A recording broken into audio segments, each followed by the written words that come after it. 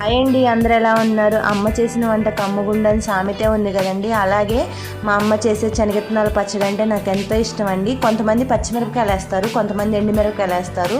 మా సైడ్ అయితే ఎండుమిరపకాయలు వేసి శనగిత్తనాల పచ్చడి సూపర్ ఉంటుందండి. టేస్ట్ అయితే తింటే వదిలిపెట్టరు, అంత బాగుంటుంది. ఎండుమిరపకాయలు కొంచెం నూనె వేసుకొని వేపుకోవాలండి. తర్వాత పల్లీలు, తర్వాత కొంచెం చింతపండు నానబెట్టుకోవాలి. మనం మిక్సీకైనా పట్టుకోవచ్చు, రోట్లో అయినా దంచుకోవచ్చు అండి. జీలకర్ర, కల్లుప్పు వేసుకొని మిక్సీ పట్టింది శనగిత్తనాలు, తర్వాత ఎండుమిరపకాయలు వాటితో పాటు మిక్సీ పట్టేసి ఆ చింతపండు, నానబెట్టిన చింతపండు ఆ మిక్సీలోకి వేసేసి కొంచెం చిన్నులపాయలు, కరివేపాకు అవన్నీ వేసుకొని మిక్సీ పట్టుకోవాలండి. అసలు ఆ మిక్సీ పట్టేటప్పుడు ఆ స్మెల్కి నేను కంట్రోల్ అవ్వక కొంచెం ఉప్పు సరిపోయిందా లేదా అని చెప్పి టేస్ట్ చూస్తానంటే మా అమ్మాయి ఇచ్చిందండి. నేనైతే కొంచెం చూశాను, టేస్ట్ అయితే చాలా బాగుంది. మళ్ళీ కొంచెం కరివేపాకు అయితే వేసింది. నా వీడియోస్ నచ్చితే సబ్స్క్రైబ్ చేసుకోండి, లైక్ చేయండి, షేర్ చేయండి. 99%